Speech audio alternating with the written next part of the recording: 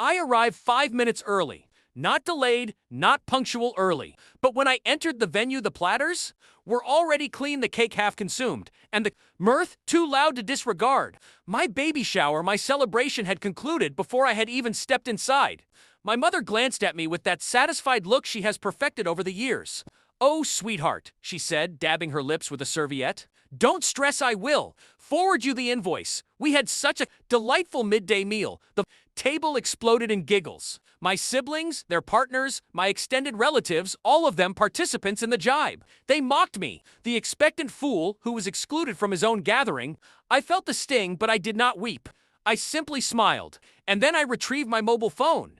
The moment I contacted my husband Marcus, the ambiance shifted abruptly. Personnel who had been disregarding me instantly rushed forward. With seats and glasses of water, their voices descended from scornful to apologetic.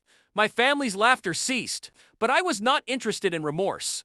I had observed sufficient. That was the instant I made my decision. I would quietly incinerate them all. No smoke, no flames, just debris where their haughtiness once stood. I hadn't always been this way. I once adored my family unconditionally.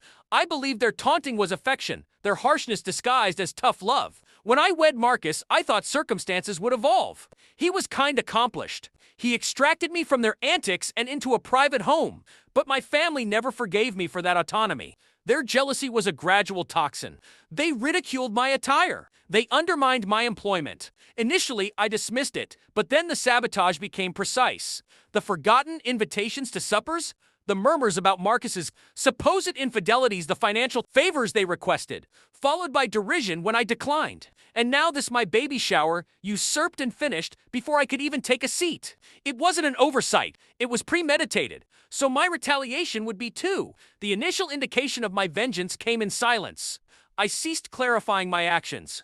I stopped pleading for justice. I permitted them to believe they had prevailed.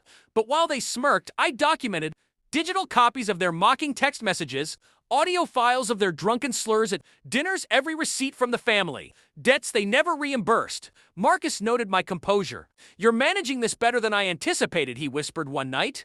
I kissed his forehead and smiled. He didn't need to know that my silence was not acquiescence. It was a plan. My first maneuver was monetary. My parents depended on me more than they confessed.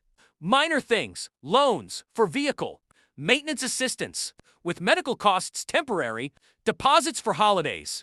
I demanded repayment of every obligation. Discreetly, I dispatched polite notifications, attached invoices, and carbon-copied my barrister. I established deadlines, brief ones. Within a week, panic replaced their smugness. My sister called weeping. My father feigned illness. My mother accused me of being ruthless. I didn't raise my voice. I simply stated, "Commerce is commerce. You always instructed me of that." The second maneuver was social. My relative, Jeremy, loud, boastful, always the focal point of attention, harbored secrets. Extramarital relations, outstanding levies, fraudulent schemes with acquaintances. I didn't even need to investigate. People readily furnished me with information the instant I posed the correct inquiries. With the appropriate demeanor, I never disseminated the rumors directly. I merely guided them into the suitable ears. A suggestion here, a screenshot there. By the time the gossip returned to me, my cousin was already avoiding contact. And when my family speculated about who could have disclosed the information, they all suspected one another, never me. But the ultimate maneuver, the climax, was reserved for my mother. She had orchestrated the baby shower humiliation. I could perceive her involvement in every detail. So I prepared the setting. I extended an invitation to her for dinner at our residence. Just her, no one else. Marcus served wine. I served documentation. Bank statements revealing how she siphoned funds from my father's account into her own. Copies of her emails soliciting investments from old friends that she never repaid. Every element of deceit laid exposed. She paled. "Where did you obtain this?" I leaned forward, hands folded over my abdomen. "While you were occupied organizing my absence, I was organizing your exposure." She sputtered, attempted to manipulate the situation. But I didn't need to yell. I simply said, "One word from me, and your social club, your faith, community, and your financial manager will all be fully aware of your true nature."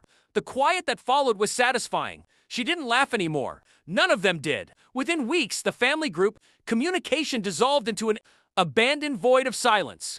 No more requests, no more derision, no more invitations designed to exclude. Instead, I received cautious, strained messages. Hope you are doing well. How is the baby? Empty gestures, apologies, presented as concern. I did not reply. The evening of the baby's arrival, it was Marcus by my side, not them. His hands steady, his voice composed, his affection authentic. My family was not present, not because they weren't invited, but because they understood.